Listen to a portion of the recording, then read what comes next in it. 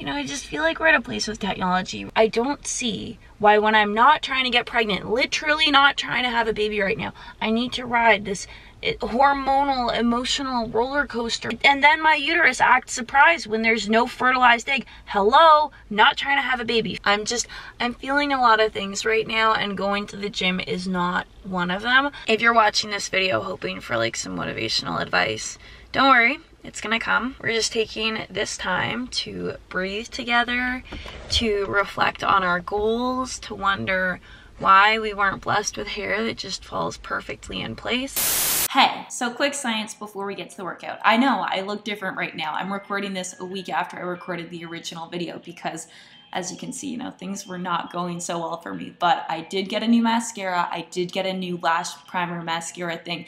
It was a 2-for-1 deal, and I'm feeling really good about this look. I just started doing the space buns. I don't know. Let me know what you think in the comments. Hormone levels change across your cycle. In my last video about periods, we talked about how this affects your hunger and nutrition. So I figured in today's video, we talk about how your hormone levels affect your training and energy levels. Your cycle can be broken down into 2 phases, the follicular phase and the luteal phase.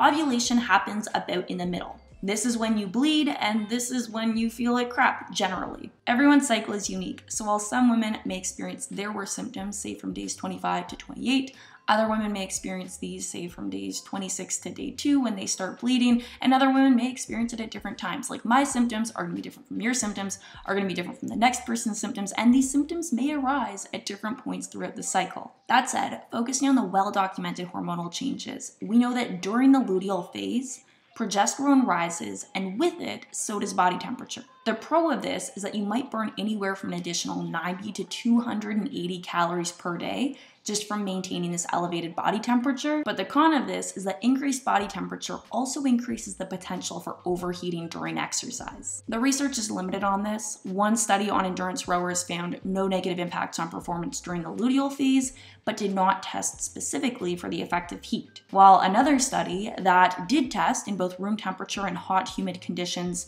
found both prolonged exercise performance and exercise time to fatigue decreased during the luteal phase. So while we can't conclusively say how these changes in temperature will affect your specific style of training, knowing that your body's going to be running hotter during this time, be careful in hotter and humid training conditions, and don't feel bad if you fatigue earlier than you normally would. Following the rise in progesterone, both progesterone and estradiol sharply decrease in the days before your period.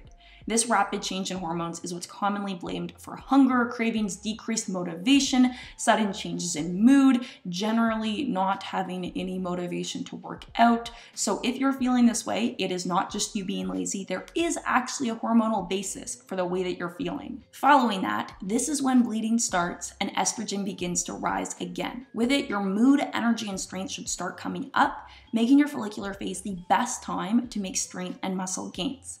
Like I said at the start though, every cycle is unique. Your hormones are not just gonna magically flip overnight between the luteal phase and the start of the follicular phase when you're bleeding. Rather, they're gonna gradually come back up. So if you are not full of energy, like full of motivation, ready to crush it the first couple days of your period, don't sweat it, like it's completely fine. And this is part of why I like using my period week, if I'm feeling up to it, as a ramp up week to gradually build my intensity as I work to hit those PRs later in the follicular phase. Okay, that's all we need to know for now, but as we go through today's workout, I will explain how to put this information to use. Something else that helps me get motivated to go to the gym are comfortable and cute gym clothes. You don't just have to wear black when you're on your period. Game changing, I know. So for today's video, I've partnered up with Fabletics to bring you some ideas for that time of month. I'll put a link down below to get their 2 for $24 legging deal, but for now, let's get to the looks. This is a bold look. These neons can be blinding, and I honestly didn't think I was into the trend at first, but it has grown on me. Now, 2 things I love about these shorts. The waistband. It is thick, relatively high cut, and provides a lot of support. But the real pièce de résistance is the built-in undershort. I have several pairs of shorts like this from other brands. They don't have these, or they do, but they're just like little underwear. It gets real awkward real quick when I'm hit thrusting at the gym and like a cheek pops out. Not awkward for me, I love my cheeks, but you get the idea. Next up, we have this all purple look. Purple is a color I generally stay away from. I think like, well, it's just fruit snacks. But I am feeling like a snack here. If you're familiar with Fabletics materials, this is their new Motion 365 fabric, which is less snug than a power hold, but much more breathable and still supportive enough to keep you in place. These are a mid-rise. They've got pockets on both sides, which I did check. They can fit the massive iPhone 10 Plus, X Plus, like whatever it's called. And the bum fit is beautiful. They nailed it with the angled seam to contour the upper booty. Another look, here we go. Here I'm wearing a different pair of the Trinity leggings that are higher waisted and have a little pocket on the back instead of the sides, which I prefer because it brings a bit more drama to the butt instead of the outer thigh.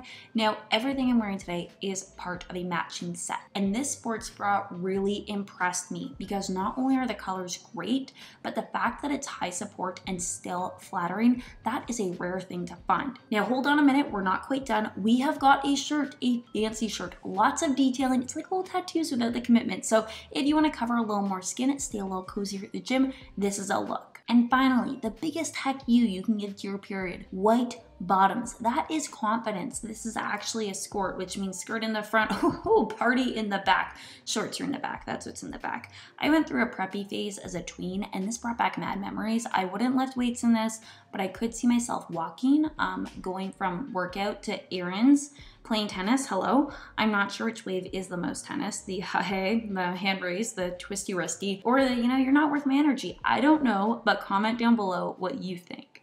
First up, hitting the stairs. Ooh, exciting. Marathon. No, don't worry. It's just 10 minutes. The goal here is to warm up my muscles and gauge how I'm feeling energy-wise, which right now, low energy. A general warm-up like this, though, can be done on any cardio machine. Holy crap. So long as you're moving at an intensity that is sufficient to actually raise your body temperature.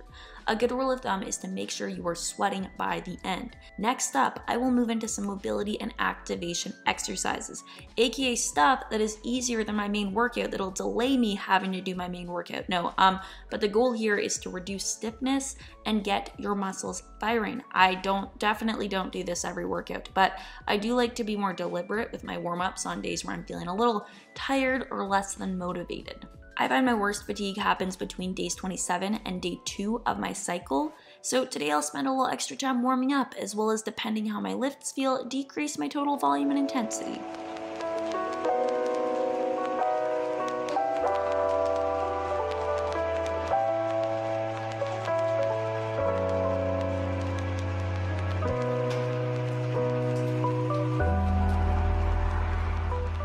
Moving into our main workout, we'll start with a dumbbell sumo deadlift. This has been a favorite lately, but to be safe, I'm going to do 2 warm-up sets.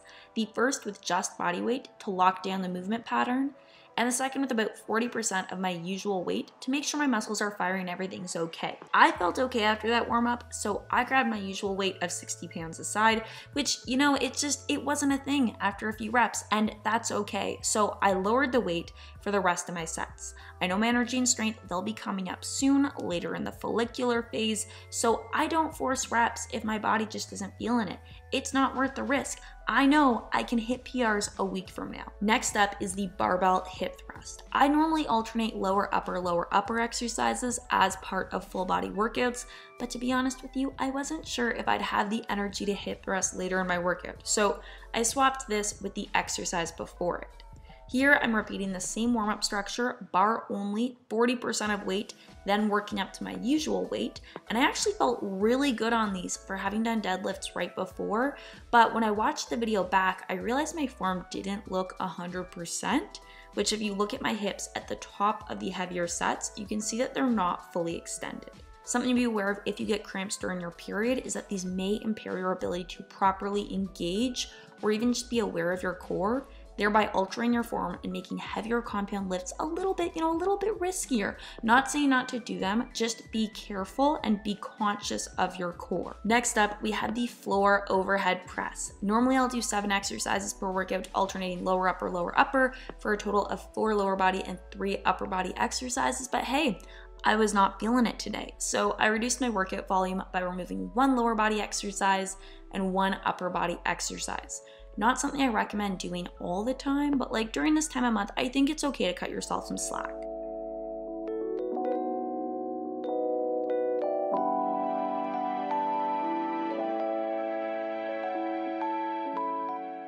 And finally, our finisher. I don't know what's gotten into me lately, but I have been loving the stair climber. Even when I hate everything else in life, like, you know, on this day life, it wasn't good, but I love this stair climber. This comes after a multi-year only hate relationship with this machine, so bit odd, little concerned, but here I'm finishing off my workout with a lightweight band burn.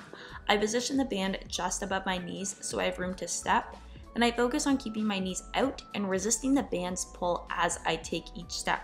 I did about 5 minutes here, not really following any time split, just kind of on the stair climber because apparently I'm going crazy, but I'll throw something on screen to give you an idea of what I did.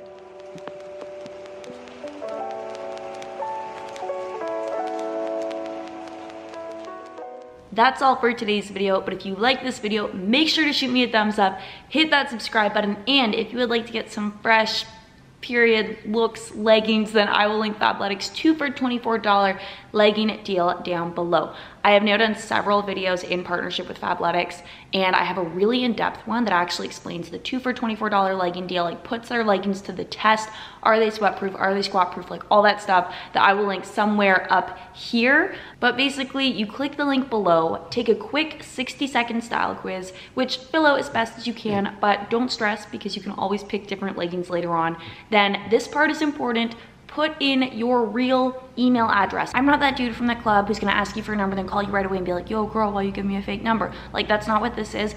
But if you put in your email, this is how Fabletics will let you know about their latest releases, which often sell out. Then once you complete the quiz, Fabletics will recommend leggings based on your style, preferences, available sizes, and you can either peruse through here or copy paste the names of the items that I featured in today's video right into your search bar. That's all for now, but if you are on your period, I hope you have a happy or happier rest of your period, and I'm excited to see you guys in the next video.